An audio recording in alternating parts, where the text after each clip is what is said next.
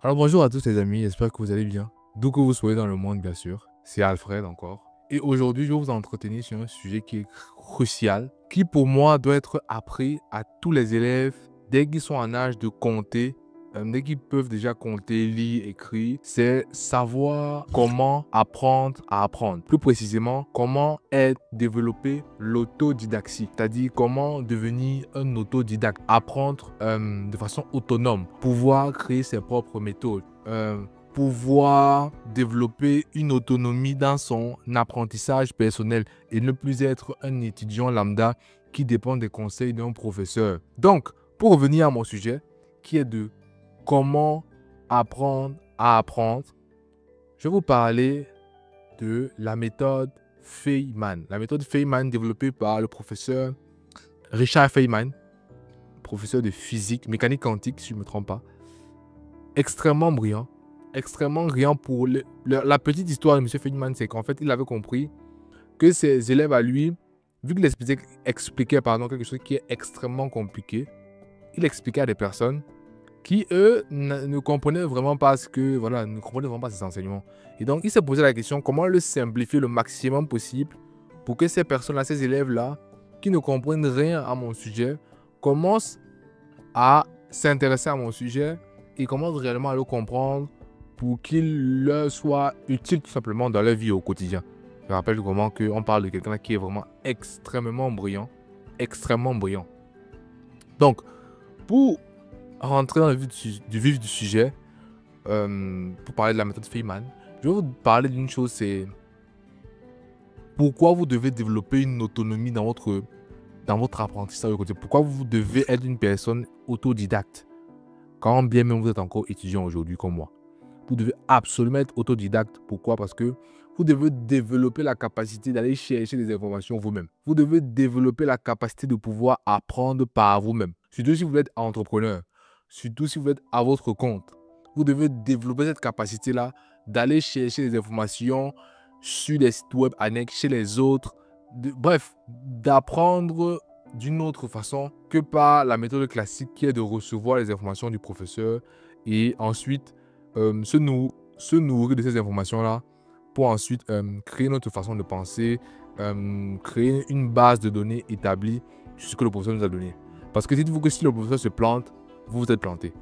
Donc en fait, c'est pas un très bon schéma. En fait, vous prenez beaucoup de risques en laissant votre éducation justement à un seul professeur que vous ne connaissez pas et qu'une école a juste fait passer un entretien et qu'il a payé. Donc je vous conseille vivement de prendre votre éducation en main et de devenir un autodidacte. Et pour ça, dans cette méthode, je vous propose la méthode Feynman. Concrètement, elle se base en 4 étapes. Et déjà, je vais vous donner franchement la règle de base. C'est pour apprendre quelque chose, vous devez l'expliquer à d'autres personnes.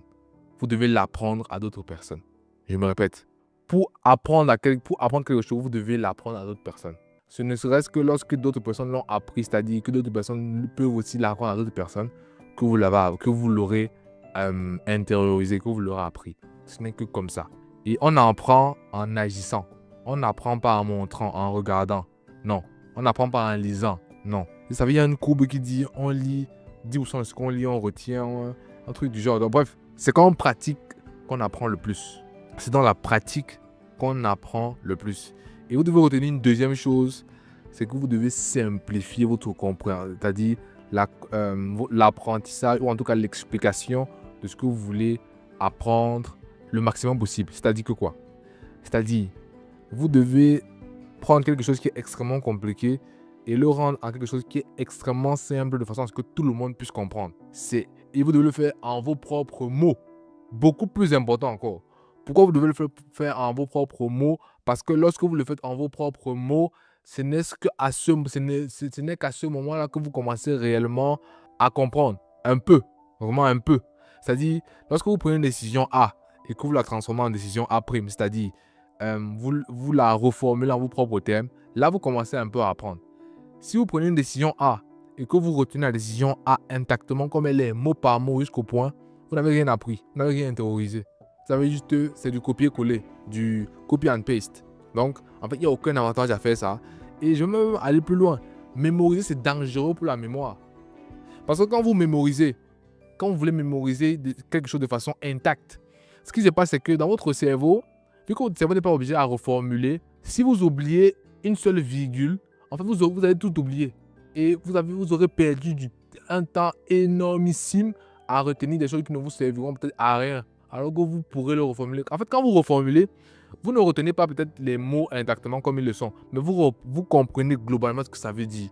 Et donc, demain, vous pouvez le reformuler à votre sauce, n'importe comment, dans n'importe quelle situation. C'est ça l'avantage à reformuler. C'est ça les bienfaits de la reformulation.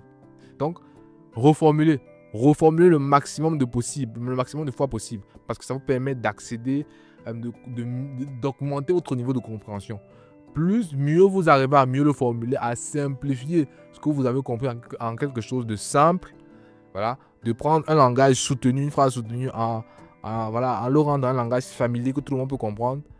Là, vous commencez réellement à comprendre. Donc, pour entrer vraiment dans le vif du sujet, ce qu'est la méthode Feynman, qui se dispose en 4 étapes. La première étape consiste à définir un sujet d'apprentissage. C'est extrêmement important. Définir un sujet d'apprentissage. Définir une thématique d'apprentissage.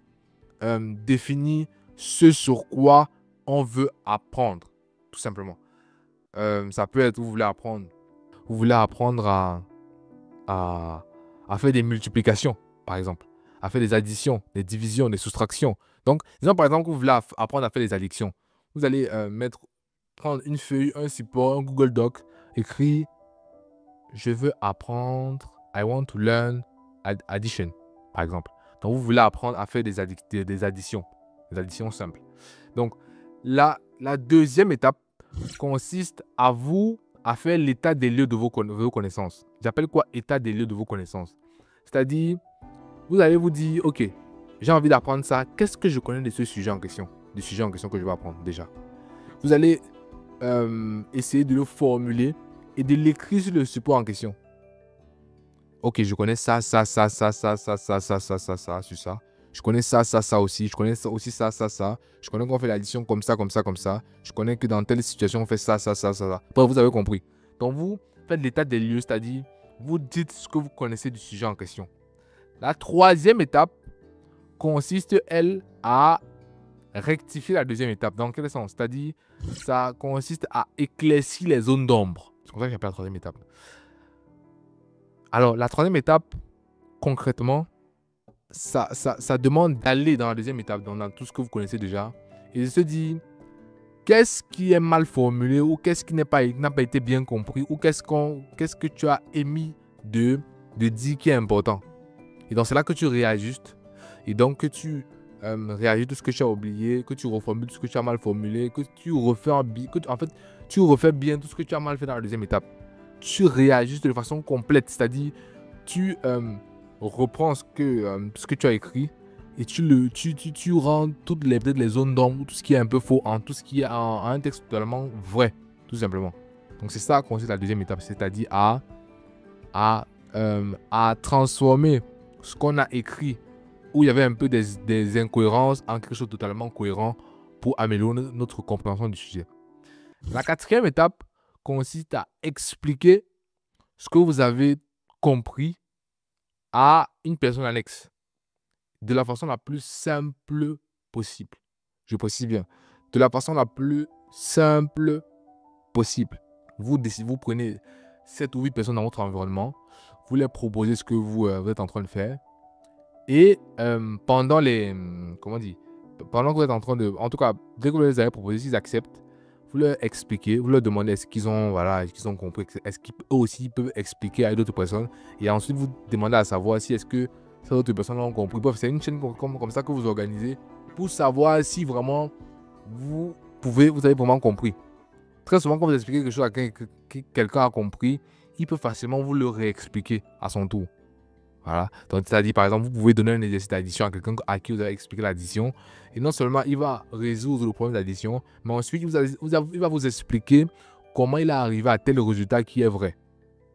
Donc, c'est vraiment, quand vous arrivez à cette étape-là, vous avez compris. Ce qui veut dire que vous ne comprenez qu'au moment où vous pouvez faire à une autre personne comprendre ce que vous avez compris. Très important. Très important. Dans le processus d'apprentissage, il y a un gros processus de mentorat qui est de faire aussi apprendre aux autres pour vérifier qu'on a appris.